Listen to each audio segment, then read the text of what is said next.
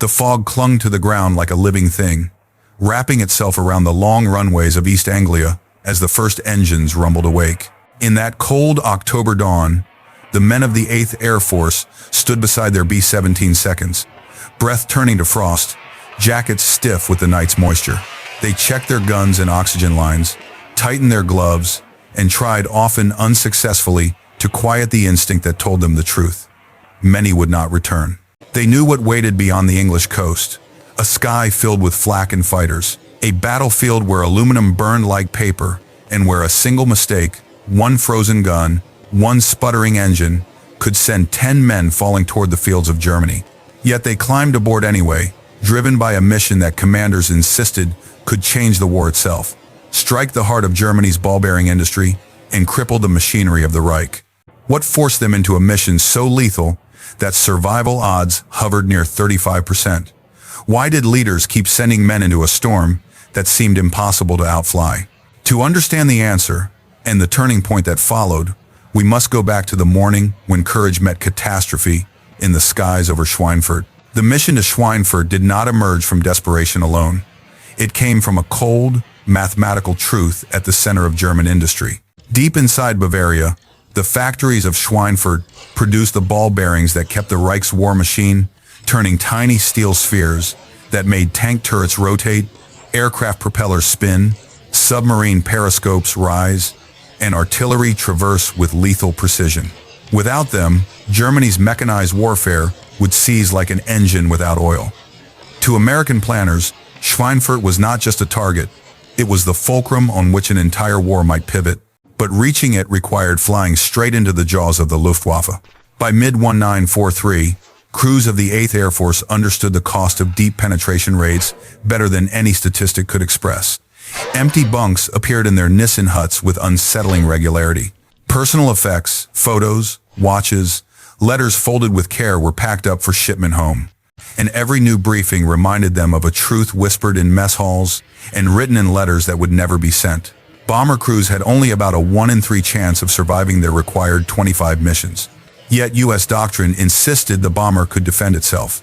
The B-17 Flying Fortress bristled with 50 caliber guns, 13 in total, overlapping fields of fire that planners believed could repel any interceptor.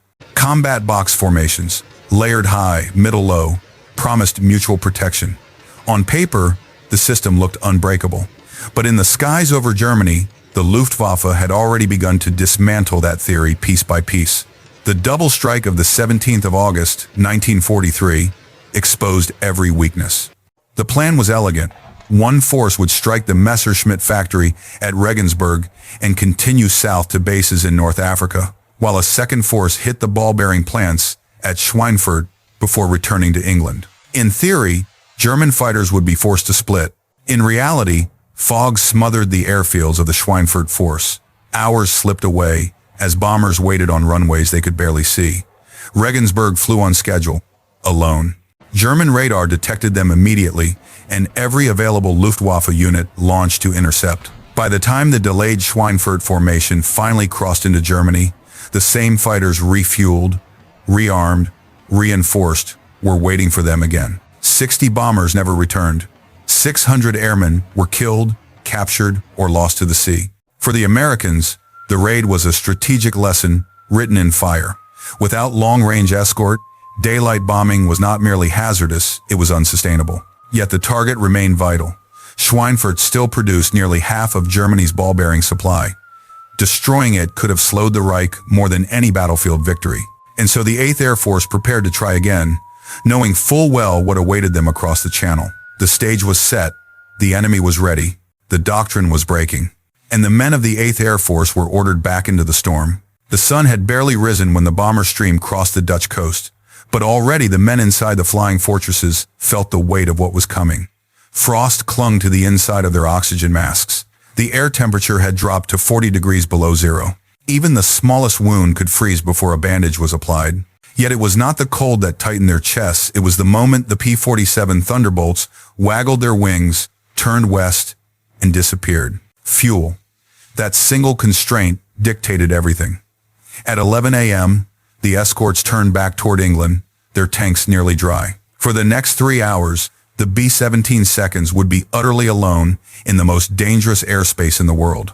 At 11:13, the first wave came. Messerschmitt Bf-109 seconds descended like blades falling from the sun, dropping from 30,000 feet in tight formations of 4. They aimed straight for the nose of the bomber stream, the weak point planners, once dismissed as statistically insignificant. To the Germans, it was the key. At closing speeds over 500 miles per hour, they held their fire until they reached 300 yards, then unleashed all 4 20mm cannons at once. The flashes looked like sparks on an anvil. The effect was catastrophic. The first B-17 died almost instantly. A cannon shell smashed into the No-2 engine, turning it into a fireball. Flames crawled across the wing like a living thing, weakening its structure until it snapped off at the root. The bomber inverted, tumbled violently, and spiraled downward, trapping most of the crew under crushing G-forces. Only 4 parachutes opened. There was no time to grieve. Another wave was already inbound. Focke-Wulf 190 seconds hammered the formation from the flanks and rear, aiming at the outboard engines, the Achilles heel of the flying fortress. Knock out both engines on one wing, and physics completed the kill. A bomber falling behind the formation became a wounded animal. The Luftwaffe hunted stragglers mercilessly, swarming them from every angle with the precision of predators who had perfected their craft over 4 years of war. The sky grew thick with smoke trails and falling aluminum. Some bombers exploded outright when cannon shells struck their bomb bays. Others burned for agonizing minutes, spiraling downward while men bailed out into a sky lit by fire. Some parachutes opened, some didn't. Still, the formation pushed on. Still, the mission had to be done. At 14:40, after hours of relentless combat, the surviving bombers reached Schweinfurt. Below them, the city bristled with 88mm anti-aircraft guns. Black puffs of flak erupted around the aircraft, each burst a ball of shrapnel that could shred through aluminum like cloth. The bombers had no choice but to fly straight and level for nearly 3 minutes, locked into the unbreakable discipline required by the Norden bombsight. Men held their breath, metal screamed, holes tore open in wings and fuselages. But the bombs felt tons of explosives raining down onto the ball-bearing factories that powered the Reich. Schweinfurt burned. Yet the hardest part remained: the long flight home. German fighters continued their assault until ammunition ran dry. Some pilots flew 3 or 4 sorties against the same bomber stream. Only when fresh P-47 seconds finally appeared in the late afternoon did the Luftwaffe break away, leaving the survivors to limp back toward England, some so damaged they fell into the sea within sight of home. Black Thursday had carved its place into history. The mission was completed, but the cost was staggering. By the time the surviving B-17 seconds crossed back over the North Sea, the men inside them already knew the truth. Schweinfurt had not been a victory. It had been a reckoning. The formations that had left England with disciplined symmetry returned in fractured clusters, engines coughing smoke, gun barrels warped from hours of fire. Some aircraft limped along on one remaining engine. Others trailed fuel that glimmered briefly in the fading light before disappearing into the sea air. And some never returned at all. Across East Anglia, ground crews waited on the dispersal pads, scanning the horizon for silhouettes that failed to appear. The first bombers landed at 17:45, their fuselages stitched with cannon holes, their tires blown, their wings buckled. Ambulances moved immediately toward the parking stands. Some planes carried wounded men who had bled through their heated suits. Others had silent passengers, airmen, who had died hours earlier, their bodies frozen stiff at altitude. When the final tally came in, it was worse than anyone expected. 60 B-17 seconds lost, 17 more damaged beyond repair, 77 aircraft gone, 26% of the entire strike force, 650 men dead, wounded, or missing. Black Thursday had become the single costliest mission in the history of the 8th Air Force. And what had the sacrifice achieved? The bombs had fallen accurately. Fires raged inside the factories of Schweinfurt. Production reports showed a short-term drop of roughly 34% in ball-bearing output. But within weeks, the German Armaments Ministry quietly restored production levels. Stockpiles, emergency shifts, and imports from neutral countries filled the gap. The strategic blow, so costly, so desperately bought, had landed softer than American planners had hoped. Inside 8th Air Force Headquarters, at High Wycombe, the atmosphere shifted from determination to urgency. The post-mission reports were blunt. Bomber groups wrote detailed accounts of frontal attacks, massed formations of fighters, and catastrophic losses among unescorted aircraft. Intelligence summaries described what the men already knew from experience. The Luftwaffe could refuel, rearm, and attack again long before bombers reached the coast. Every factor pointed to the same conclusion. Daylight strategic bombing without long-range fighter escort was not simply flawed, it was failing catastrophically. The tragedy of Black Thursday forced a fundamental reckoning. The bomber doctrine that America had championed for years, the belief that a flying fortress could fight its way to any target in Germany, had been disproven in blood. Even the aircraft themselves, magnificent as they were, could not survive 3 hours alone against seasoned German pilots armed with optimized tactics and overwhelming numbers. The 8th Air Force had a choice: continue as they were and face destruction, or find a way to escort the bombers all the way to the target and back. Yet the answer did not exist in the skies, at least not yet. The P-47 lacked the range. The P-38 struggled in the freezing air at high altitude. The RAF had already abandoned daylight bombing for night raids. Somewhere, somehow, the Americans would need a fighter that could fly 1,000 miles, battle German interceptors over their home territory, and then bring its pilot home alive. The cost of Schweinfurt demanded nothing less. In the aftermath of Black Thursday, the United States confronted a truth that was impossible to ignore. Courage alone could not win the air war over Europe. What the 8th Air Force needed was not more bombers or more resolve. It needed a transformation, one that would reshape strategy, doctrine, and the very structure of aerial combat. That transformation began in January 1944, the moment Lieutenant General James Doolittle assumed command. Doolittle understood something his predecessors had resisted. Defending bombers was not enough. To defeat the Luftwaffe, the Americans would have to hunt it on every flight path, at every altitude, even on the ground. Under his leadership, fighter groups were freed from the rigid requirement to stay welded to the bomber formations. P-51 Mustangs, with their unprecedented range and high-altitude performance, were authorized to sweep far ahead, dive deep behind, and strike the Luftwaffe wherever it gathered strength. Air superiority would not be granted, it would be taken. The world felt the shift almost immediately. Operation Argument, later known simply as Big Week, put the new doctrine to a brutal test. Between February 20 and 25, 1,944, thousands of American bombers, escorted by swarms of Mustangs, assaulted Germany's aircraft factories. The Luftwaffe was forced into the open, sending its most experienced squadrons to defend the industrial backbone of the Reich.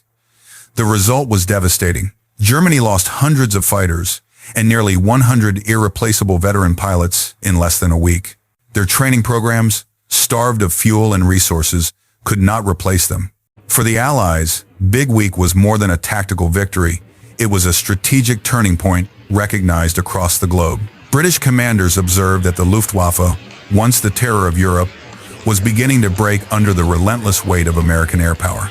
Soviet leaders, fighting their own life-and-death struggle on the Eastern Front, welcomed the pressure that pulled German aircraft and pilots away from their skies. Even neutral nations took note of the shifting balance. The air superiority that had once belonged to the Axis was now rapidly eroding.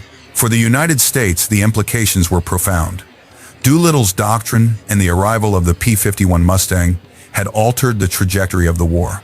Missions that once cost dozens of bombers now lost only a handful. For the first time, air crews felt something approaching hope, a belief that they might actually complete their tours and return home alive. The air war had entered a new phase, and its consequences would soon reshape the entire course of the conflict in Europe. When the guns finally fell silent over Europe in May 1945, the men of the 8th Air Force looked back on a campaign carved in fire, smoke, and sacrifice. They had fought an enemy determined to hold the skies above its homeland, an enemy that for years had claimed mastery of altitude and speed. Yet through innovation, resilience, and a fighter that changed the very geometry of air combat, the 8th Air Force achieved what once seemed impossible: complete and uncontested air superiority over the heart of Nazi Germany. That victory, however, came at a price that echoes long beyond the war itself. More than 26,000 American airmen never made it home. Another 28,000 would endure the uncertainty and hardship of prisoner of war camps. Over 4,700 heavy bombers were lost, each one carrying 10 men who entrusted their lives to aluminum skins and the courage of those beside them. These were not abstract numbers. They were fathers who never returned, brothers whose letters stopped without warning, husbands whose children would grow up knowing them only through photographs and folded flags. Yet out of this immense cost emerged a legacy that still shapes modern air power. The introduction of the P-51 Mustang proved that technology, when matched with the right strategy, can alter the fate of nations. It extended the reach of American air power deep into enemy territory, shattered the Luftwaffe's ability to contest the skies, and opened the door for the D-Day landings and every major Allied advance that followed. The Mustang did more than escort bombers. It gave thousands of men a chance to live, to return home, to build the post-war world their sacrifices made possible. Today, when we look back on those long, freezing flights over Germany, we see not only the mechanics of air warfare, but the enduring weight of human courage. We see crews who climbed aboard their aircraft knowing the odds, yet flew anyway. We see engineers who refused to accept limitations, commanders who adapted when doctrine failed, and a nation that learned hard lessons about the cost of freedom. The skies they fought over are quiet now, but the legacy of the 8th Air Force endures, written in the freedom secured, in the strategies refined, and in the lives saved by a fighter that arrived just in time. What lesson, in your view, stands out most from this chapter of the air war? Share your thoughts below. We read every comment. And if you wish to continue exploring the battles that shaped our world, consider joining us for the next story in this long, unfinished history.